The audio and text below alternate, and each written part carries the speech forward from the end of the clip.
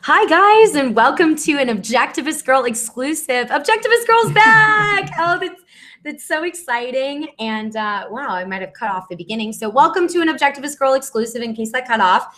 And Objectivist Girl's back. And today I have the author of Atlas Snubbed. I am so excited because I've been wanting to interview you for a while. So this is Ken. Ken, go ahead and say hi. Hi, Ken Krawchuk. Awesome. So why don't you tell us about your amazing book? My amazing book, Atlas Snubbed. I call it a parody sequel to Ayn Rand's Atlas Shrugged. And it's not really a ha-ha kind of parody. It's more of a sort of parody. Interesting. Tell us about that. The reason why I wrote it is I was the Libertarian Party candidate for governor of Pennsylvania in 2002. And as we all know, Ayn Rand is the philosophical matriarch of the Libertarian Party. Well, as a even though she hated the libertarians, she denounced them, and I know, which is so silly. Perversion of liberty, I believe, is Peter Schwartz's essay. Well, she was very good at excommunication, that's for sure. I just said in my interview, or in my talk that I just did here at Anarchapulco, where we're broadcasting from Anarchapulco, from Acapulco, Mexico, Anarchapulco, Mexico, and so. I said in my talk, I've been excommunicated 3 different times from the Objectivist community. So that's been fun. I was one who started the applause after you said that. That was great. So, yeah. So anyway, she's the matriarch of the Libertarian Party, movement. Even though she has disowned us. But as a high-profile candidate for the Libertarian Party, I found myself repeatedly in a position where I had to defend her philosophy to the public at large. And to be quite frank, some of her philosophical points are simply indefensible. So what I did is I decided, it was my wife's prodding actually, to put together a novel which would point out what I consider to be those shortcomings in objectivism and how I would fill those political holes. Now, it's not a philosophical book, it's a political book. It's a story of political solutions. So I talk about how do we care for the poor? How do we set up a court system? And specifically, I address the separation of society and state, the separation of courts and state, and the separation of regulation and state. It's a nuts and bolts of how to run a society. Interesting. So can you tell us more about those in particular and kind of outline the basic core of where you stand on those points? Sure. Now, I could say that here we are live at Anarchapulco. That'll be the topic of my talk on Sunday, so you're going to hear it in advance piece. Now, the book itself is right against Atlas Shrugged. In Atlas Shrugged, Eddie is last chapter. He's stranded on the desert. Dead train. I always hated how they stranded Eddie. He was so great. What the heck? I mean, really, Ayn Rand? Really? Well, he's the anti-hero of my book. So chapter 1 begins, Eddie Willers is still stranded on the train in the middle of the desert. And it goes forward from there. What I do is I set up 3 different societies. There's one that Eddie Willers, he survives. Yay. He winds up making it back to Las Vegas as far as he can get. I compare that against Galt's Gulch, against a religious dictatorship, which Ayn Rand said was being set up in California. She calls it Back to God. I changed all the names a little bit, so I call it Back from God. So I just didn't want to get sued. Interesting. So I followed all the rules for a proper parody just to make sure that it was legally okay. So it's not Eddie Willers, it's Eddie. It's not Dagny Taggart, it's Dagny. It's not the Taggart Transcontinental Railroad, it's the Transcontinental Railroad, things like that. Yeah, that was smart. You definitely want to cover yourself, especially the Orthodox, the Objectivists will get straight on you if you know, they're all about the IP. So you got to be really careful with anybody that's not an anarchist and using their names and other things, which is so silly because they're just names. And if you want to write about ideas and you want to expand on ideas, it's not about this dogmatic philosophy. If somebody wants to expand on the ideas, yeah, people can disagree and they can say, you know, that's not really part of the philosophy, but you can only go so far with it. I mean, the human nature is to explore. And if we're not allowing people to explore ideas through books and other things, then how can we grow intellectually as a society? If we stagnate with just objectivism and we stagnate with just the ideas and the things that Ayn Rand said, then we're not actually growing. And I really don't think Ayn Rand would be proud of that. I don't think she ever wanted to be a cult leader. So I don't know. Really? Now, you made that point earlier today in your talk at Anarchapulco. Yes, I did. And I think you're absolutely correct. The idea here is to get the ideas. You said that we depend upon reality, not on the words of Ayn Rand. Right. Objectivism is about objective reality, not about what Ayn Rand. Rand. And she got objective reality to a point. She did a very good job. And I'm proud to have her as the founder of my philosophical standing. I think she really led the way and where I've grown to. But that's just that's the thing, is that I think that people like you and I are growing the philosophy. We're expanding it in the right direction because we're realizing things that she didn't realize. Yes. And that's not a bad thing to her. She realized a lot of things. And so a lot of people see that as negative when I say that that Ayn Rand was wrong about such and such or so-and-so. And it's not a discredit to her. It's the fact that we're all humans, we get things wrong, and she's created this amazing foundation for us to discover these cool things. I mean, she's amazing. I mean, I love the woman for that. So, you know, I don't think it's a bad thing to expand on the philosophy. I don't think it's a negative thing, and I don't think it goes against objectivism at all. I've had objectivists say that my book follows objectivism right on down the line. There you go, see? And I've gone through great pains to make sure that it has done so. Before I finished it, I had Objectivists review it, libertarians review it, even people who had never read Atlas Shrugged, I had them review it just to make sure that I was coherent, on topic, and it all made sense. Oh, that's so smart. I'm glad you did that. That's really well thought out. Yeah, I try to get, I've talked to Wes Bertrand about several of my different papers and essays and all those other things. He's a fantastic objectivist if you haven't gotten an opportunity to read his work. Oh, he's the reason that I'm an anarcho-objectivist. He helped me find the light. And so now that I'm fully awake, and now that you and I are fully awake, and we see that, you know, it goes further than what Ayn Rand said. It goes further than anything anybody's ever said. We're discovering new ideas and entering new territory. Tell me about what Galt's Gulch looks like in your book. I have to back up a second there. Oh, of course. You said, please do. I'm not an anarchist. Oh, I do not call myself an anarchist. Interesting. The closest I will call myself is an Agoran libertarian, because I still believe in the concept of government. Now, what the definition of government is, that's where we need to talk. See, I had this discussion. Now, what do you think the definition of government is? But David, let me do your first question first, because let's talk about the book first. So many questions. I've been having you on forever. This whole interview's been running through my mind forever. Let's look at it in pieces. What Eddie Willers does is sets up a society in Las Vegas that is, as an anarchist would love it, because it is based exclusively on the non-aggression principle. Eddie winds up setting up everything about a society based on the fact that you have the God-given, inalienable right to live your life your way without interference, provided only that you respect the rights and property of others. Very objectivist. The local police chief winds up carving that in wood and hanging it up over the judge's bench. And that is the only law in Las Vegas entirely.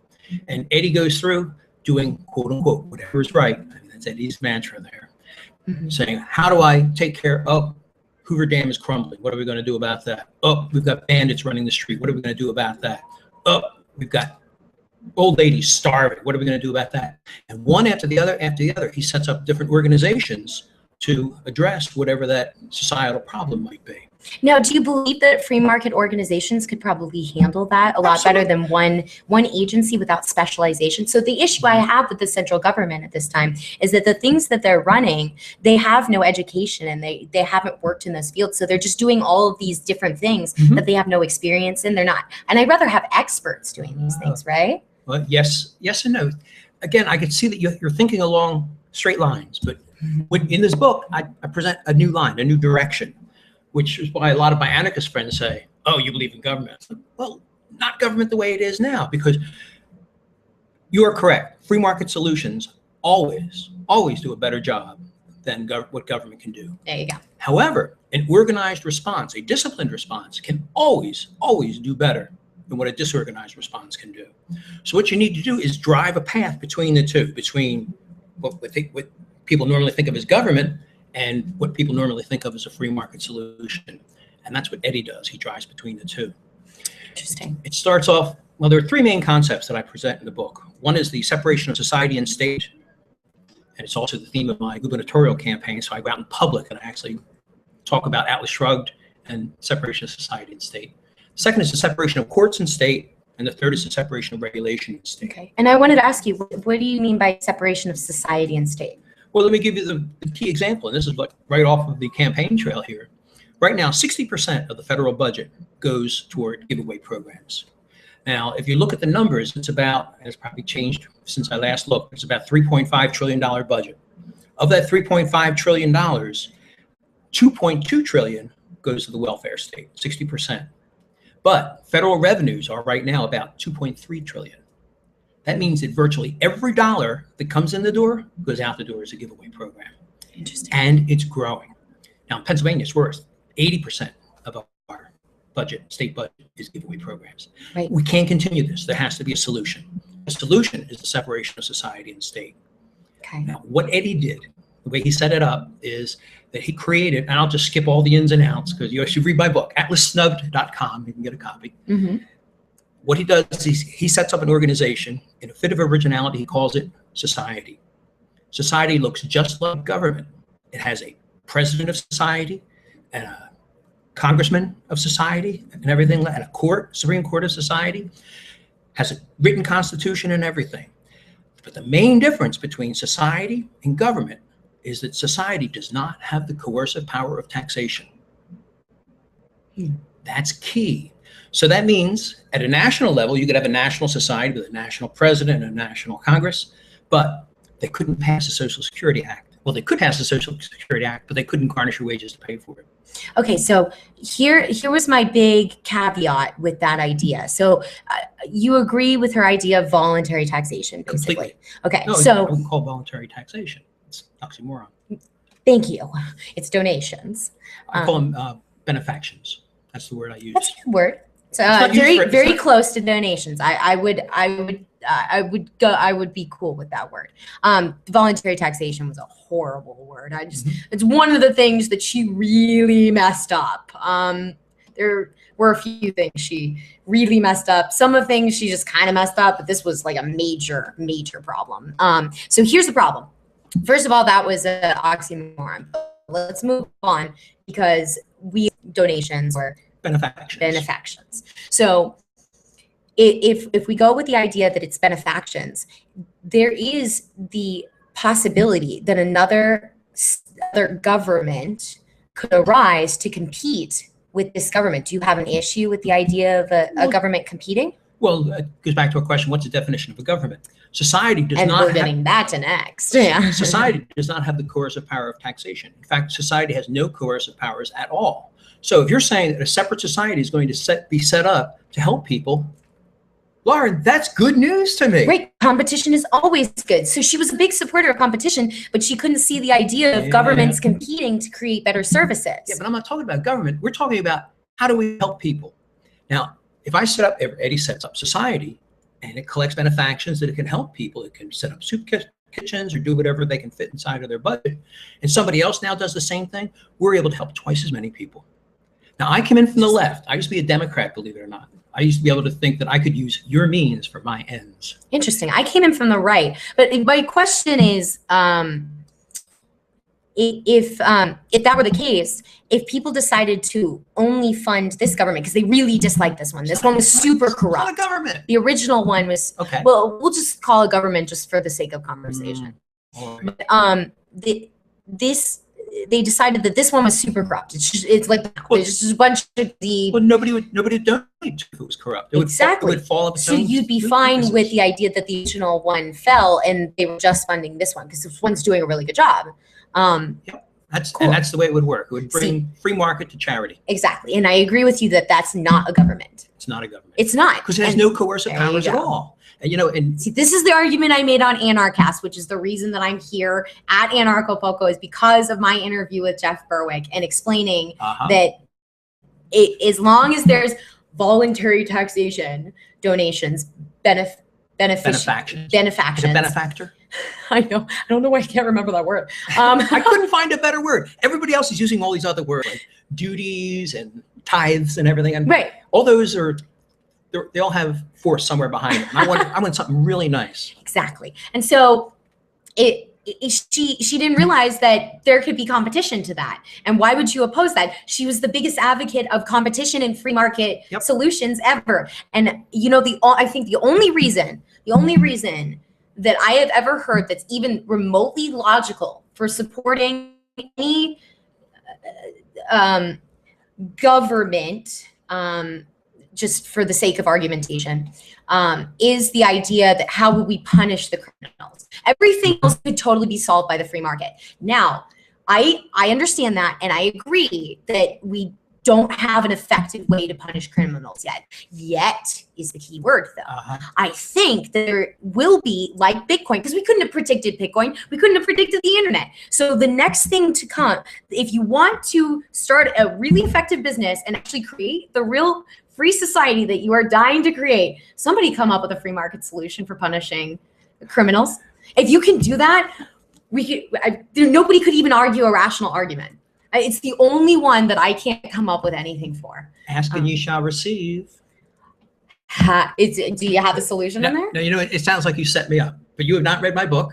And I did not tell you that any of this was going to be in there. Yeah, I wanted to come into the interview not having read the book. That way I can give it to as a perspective to an audience that hasn't read it, to get them really excited about reading it.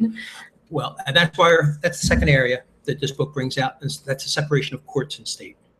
Now, before we get to that, are we done with separation of society and state? Because I have people say, oh, Ken, you know, people aren't going to contribute trillions of dollars like we have now. The welfare state costs $2.2 trillion. Are they going to contribute that?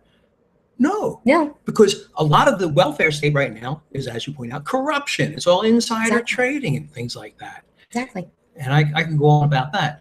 But by making it voluntary, people can decide, no, I'm not going to give money to them. They're just going to squander it on this, that, or the other. And especially in the case of punishing criminals. So most people disagree with the idea of punishing those who have committed victimless crimes. And so we wouldn't have to fund that anymore.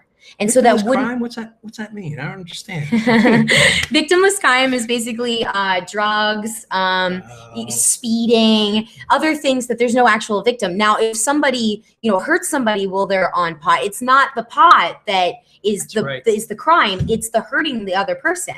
And so as long as you don't hurt anybody, you can do anything you want to your body. You can, catapult it through a cannon if you want. It just doesn't. That was so silly. Anything. That's a great example. I should get less sleep all the time. Oh, I got a bang out of it. So it's if we allow people to make that decision, what they're willing to fund, and I think that the crime rate will go down significantly because we won't have people in jail for stupid things. And people will say, I'm going to make a smart decision, smoke the pot that I want, or do the drugs, even the addictive drugs that I want, but I'm not going to leave my house because then I won't have committed a crime and I won't have that problem. So I think everything will be safer, honestly. That's my argument. I agree. And I have to have the displeasure of disagreeing with a lady again. I don't like to do that. No. I love it when people disagree with me. I learned something that way. I know. I'm the same way. Society has no coercive powers whatsoever, so they can't put somebody in jail for anything, let alone smoking pot or something victimless like that. Exactly. So that's what I'm saying is that free market solutions we should come up with it, because it's not effective to put anyone in jail, and society should have no right to own someone's life. So how do you deal with this? And I don't know the answer, but I really think that if we can come up with the internet and Bitcoin, we can come up with this. Well, this is not that complicated, really. Let me tell you what Eddie came up with. This is I can't wait. The separation of courts and state. What happens is that while he's there in Las Vegas, as I said, problems come up, and he's like, how can I do whatever is right? How can people live their life their way without interference, provided they respect the rights and property of others? What do you do with somebody who doesn't respect the rights and property? Well, there's a bandit wandering the town. And what he does is essentially calls his own court. He says, all right, we've got this guy. We caught him robbing this woman. What are we going to do with him? So there's an audience there, and he said, all right, every seventh person to the jury box. We'll get 7 people in the jury box. And they're like, wait a minute. And the bandit's like, hold it. I get to interview them. And he's like, what for? What are you going to do? Stack the jury? And the bandit's like, and he says, no, just pick 7 people, put them in there. And the bandit's like, you can't judge me. You're not a judge. And he's like, I'm not doing any judging today. It's the jury that does it. They're the ones who are going to decide your guilt or innocence. I'm a referee. People will have to live in that society with you. Correct. Exactly. There are people that are just there in town who happen to be in the audience that day. So what happens is they go through all of the hearing. They do you want to present evidence? Everybody presents their evidence. The jury hears everything. The jury participates, directly questions. So what about this? What happened with that? They argue among themselves. right there in public. So it's all very upfront. So it's very close to tort court. I'm not familiar with that term. Tort court is a more free system, and I should do a whole episode on tort court. It's very, but anyway, it's similar to tort court, and I should definitely do a whole episode. It would take us down a huge rabbit hole if I explained it. I wish I had known. Because I'm horrible at explaining it. In fact, I'm just gonna have a really, really good libertarian lawyer come and explain tort court very well to all of you, so that you don't get my, semi-experienced perspective on it. You get somebody who's an expert. So I'm definitely going to bring somebody on for that. Well, I wish I had read it before I had written my book. I could have done a more thorough job. But I would love to hear, does he get convicted? Well, he is found guilty. Good. There's no question about it. Well, not good, but good. So what do they do? Well, Eddie turns to the bandit and he says, I'd like to suggest a sentence. Sentences that, you're a smart guy. We need workers at our power plant. So I would like to sentence you to work at the power plant for 1 year. You'll be exiled from Las Vegas because the power plant is outside of Las Vegas. The rest of the country has collapsed. Remember, it's the end of Atlas Shrug. There's nothing else out there. So you're exiled from Las Vegas for 1 year. You're given an opportunity to learn how the plant works and become a worker. And if you mess up, if you cause trouble, we'll throw you in jail and make you do menial work and pay for whatever it costs for your room and board. And then after he says that, Eddie leans forward and says to the bandit, okay? And the bandit says, okay? What do you mean, okay? And he says, well, do you accept the sentence, yes or no? And the bandit's like, what do you mean, do I accept the sentence? What happens if I don't? And he says, well, I think you're a smart guy. I think you'll take it. So the bandit thinks for a minute and says, oh, I know what you're going to say. I accept the sentence. I know why. That's right, and I'll get to that. So I know that was the first So trial. excited. So the bandit This is great. the bandit now on the path to rehabilitation. He's exiled from Las Vegas, so he's not going to bother the populace anymore. Right. And he's set on the path to rehabilitation. Now, second trial comes along. Somebody else, open and shut case. They pick jury from among the audience. And by the way, after the first trial, the audience is packed because everybody wants to get on a jury. Some have agendas to pursue. Some of them don't. Some are just people who want honest justice. So the second guy comes in, he's found guilty, right? Yeah. And when they say, do you accept the sentence? He's like, no, the heck with you. I don't accept nothing. He gets up and he walks out. Now you can do that. But Ostracism. What that means is that he has now decided that the system of justice in that town, he's not part of it. Now, it's not just ostracism. It goes beyond an outlaw. He can no longer call upon the judicial system to defend him. Before he gets home, his apartment is ransacked. Beautiful. People are taking pot shots at him. He does before the end of the day. And nobody will defend him because he's not part of the judicial He's system. not part of the judicial. Is there a way to seek retribution for that? Can you take the sentence afterwards? Well, that's what happens. By the end of the day, he is just like, what am I going to do? He says, I only have one choice. He was exiled for 3 months. That was his sentence. It wasn't really a bad one. He figures, well, I can probably take a job as a farmhand out of town or something like this. And in the middle of the night, when nobody's around, he sneaks back to the police station, turns himself in. Oh, wow. So there's nobody doing the sentencing.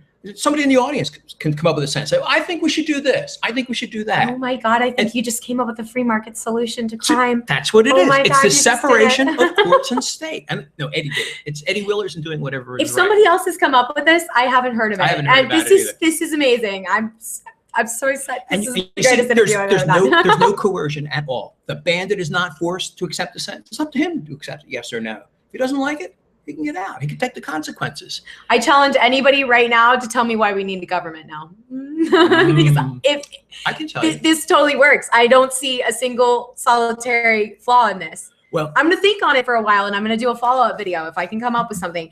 Definitely input, guys. I would really like for you to respond to this video. Tell me if you see any issues with that, and I will do it on and me too, because on what you guys say. I want to respond to whatever you guys think about this idea, and I will definitely give him a link to it, and we'll have a follow-up show, and we will talk about it, because this is, to me, this is a revolutionary idea. But maybe it's just because I'm just now discovering it. It could have been mentioned before, but I'll tell you what, I've never heard of it. So, and you've never heard of it. So this is awesome, and I'm so excited. And anybody can set up a court. In fact, after Eddie does a couple of trials, a bunch of old ladies get together and form their ladies' court.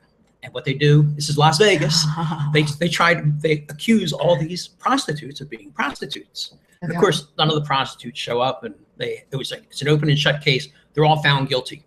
And of course, the policeman is sitting there in the audience, and he's watching all this, saying, all right, and what's your sentence? He says, well, they're all removed from society forever. He says, how do you plan on implementing that? She's like, well, we just won't have anything to deal with them.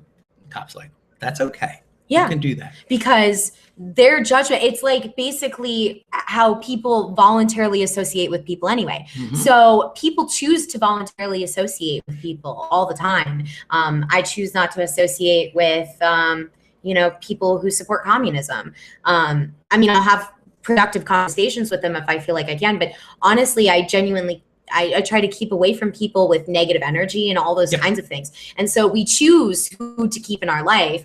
And so this is a totally rational thing. So these women were already going to snub them anyway. Their sentence was something they were already going to do. So really, these prostitutes suffered absolutely nothing. And so, I love this. This is mind blowing. I'm so excited. And one of the main characters in my book is a prostitute. And she's in there, Las Vegas, and she makes that point, is that the ladies' court 3 times excommunicates her. And you mentioned that this morning, that the objectivists have excommunicated you 3 times as well. I think I just got compared to a prostitute. She is one of the heroes of my book. Thank you very much. So you are now you are a hero. Well, from Dagny to what's her name? She does not have a name. Oh, that's too bad. We should give her a name. Lauren. One interesting thing about my book is anybody that I borrowed from Atlas Shrugged, I kept their first name, and that's it. So there's only Dagny, no Dagny Taggart, only Eddie, not Eddie Willers. But anybody that I created has no name. Interesting. So so it can really be anyone, and you can relate to these characters. That's kind of really beautiful. Correct. That's amazing. One of my main characters is a pilot, and I refer to him only as the pilot, small p. The pilot. That's it.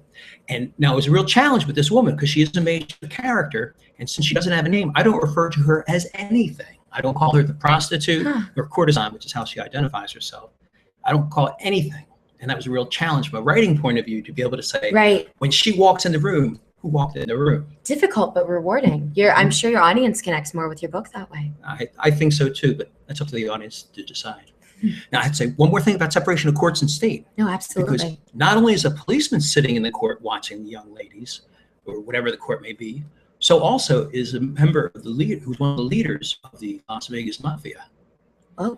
So when somebody is found not guilty, like for example, there was a duel, and a woman's like, that man shot my husband, and she wants him tried for murder. But it was a duel. Both of them went involuntarily. One guy died. Exactly. I keep telling people, if 2 people agree to a duel, victimless crime. That's right. And that's what Eddie said. He said, totally voluntary. Eddie said, it sounds to me more like elaborate suicide than homicide. And she's all annoyed. She goes storming out, and of course the head of the mafia goes out with her, and he says, I think we can do justice for your husband's murderer. And she says, how?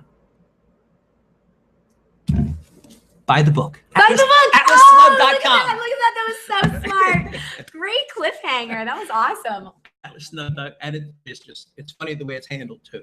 I think it is. But hey, I wrote it, Camera keeps moving. Oh man, this little tiny setup I get at Anarchapulco, but it's totally worth it because I'm getting the coolest interviews in the world. Guys, you really should be here. It is completely paradise, and the people are amazing. You should see what's behind this curtain. There is a cove and a bay out there with sandy beaches. It's beautiful behind this curtain. It's the most pretty thing I've ever seen in my whole life. I know. I sit out there and I just, I've been meditating a lot, and it's been really great. And I've just been sitting out, meditating, thinking about, getting to self-actualization. It's really been a development of pride and self-esteem for me getting to be here. And it's such an amazing experience, and I want to move so bad.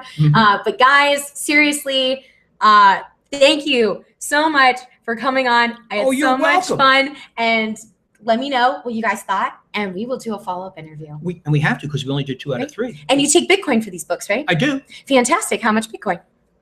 I don't know what it's worth these days. I don't pay attention. Awesome. Actually, personally, I don't believe in Bitcoin. Well, it's a fiat currency. It has no basis behind it. The value rises and falls on nothing. someone's opinion. Well, we're going to have to agree to disagree on that one. I prefer gold and silver, something substantial. I prefer gold and silver, but that's really just because I'm an objectivist and I like metals. So. We have left off separation of regulation and state. How do you deal with, for example, earlier today, did you see in the cafeteria, the ceiling fell in? What? In the cafeteria down here at the Cabana. Oh my God. It's tripping, and it's, if you get down there. How did I miss that? Well, if you get down. I was probably freaking out about my speech. It happened in two places. It happened in the lobby, second floor lobby, and in the second floor cafeteria. Wow. Now, how do we deal with those issues? I have that in the book too. Eddie has to take care of all that. But I see you're short of time. I can come back. Yeah. Oh, yes. And we will have you back on the show because I'm sure my audience will have all kinds of things to say. Yep. And they always have awesome opinions, and let me know what they think. And really, guys, I am looking for your opinion. Please respond to this video. Please let me know what you think. Please buy Atlas Snubbed. AtlasSnubbed.com. And I am about to go and buy a book. So I will see you guys later. And remember, knowledge is not for all men, but for those who seek it. So please, always keep seeking.